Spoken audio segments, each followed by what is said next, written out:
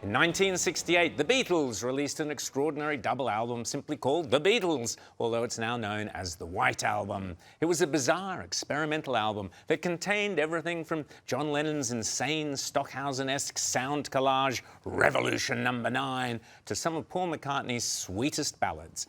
But buried in the middle of side 2 is a group of animal-themed songs, including a peculiar song by George Harrison called Piggies, which uses George Orwell's Animal Farm as its inspiration, as well as the cliché, pigs with their snouts in the trough. But the song was aimed at, Harrison said at the time, was aimed squarely at greedy politicians. Back in 1968, as the hippie revolution ripped through European cities, George Harrison was clearly appalled by the greed, the sense of entitlement, and the abuse of the perks of office by Britain's political class, especially, I imagine, the socialist Labour government led by the supposed working-class hero, the lower-middle-class boy from Yorkshire, Harold Wilson. In George Orwell's scathing satire Animal Farm, it is the socialists who rise from the working classes and then, once they gain power, firmly insert their noses in the trough. The socialist Wilson government was the only government in power during the Beatles' years, and Harrison had already complained about Harold Wilson's insane tax policies, name-checking him in an earlier song, Taxman.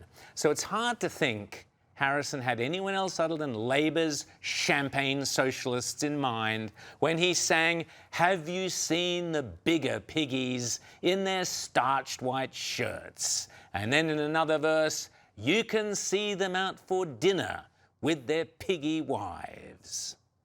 For reasons that I'm sure you can imagine, that song has been swirling through my mind these last 2 weeks with all the revelations concerning our own greedy politicians and their pampered spouses, male and female.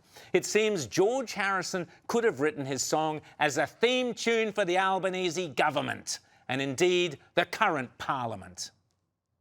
The piggies-like behaviour of our federal parliamentarians includes, we have learnt in the past week, freebies for families going to rock concerts, freebies for family trips to the Byron Bay Blues Festival, freebies at the Formula One, freebies at the Australian Open, freebies at the footy finals, freebie trips to the snow, flying spouses in 1 year, the equivalent distance of flying to the moon and back.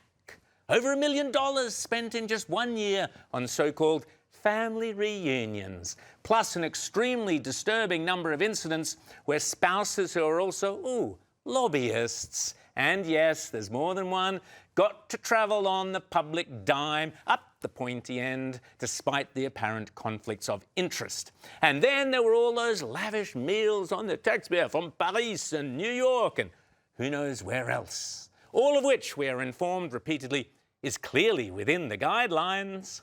I've by the rules the whole time I've been. I've followed the rules.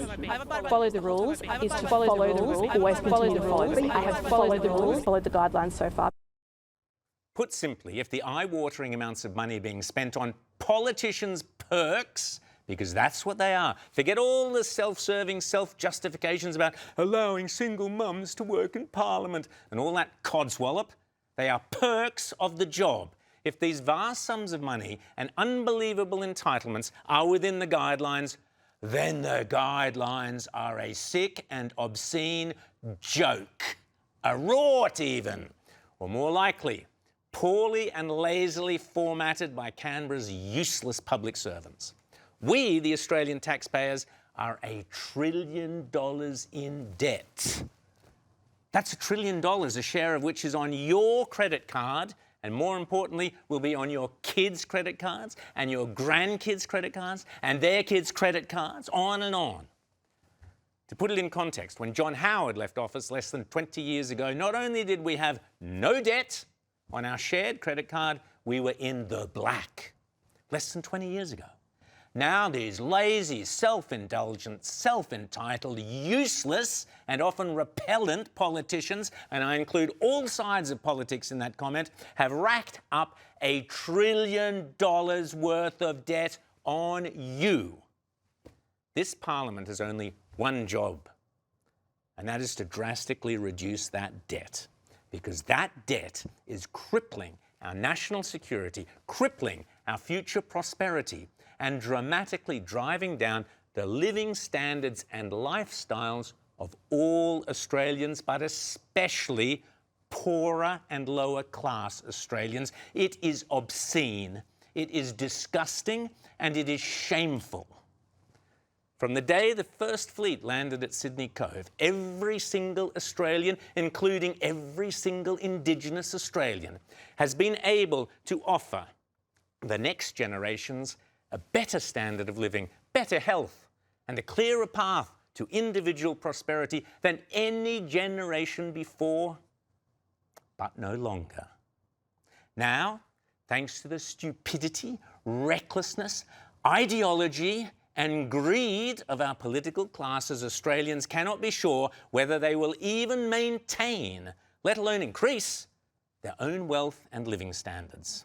According to all the current statistics, all Australians can now look forward to is higher and ever increasing energy prices, higher interest rates, and lower employment.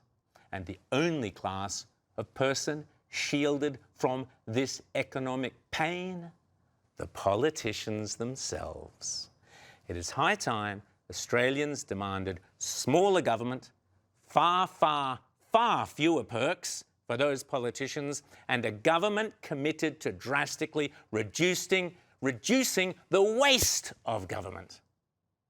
Everywhere there's lots of piggies living piggy lives, especially, I would argue, in Canberra.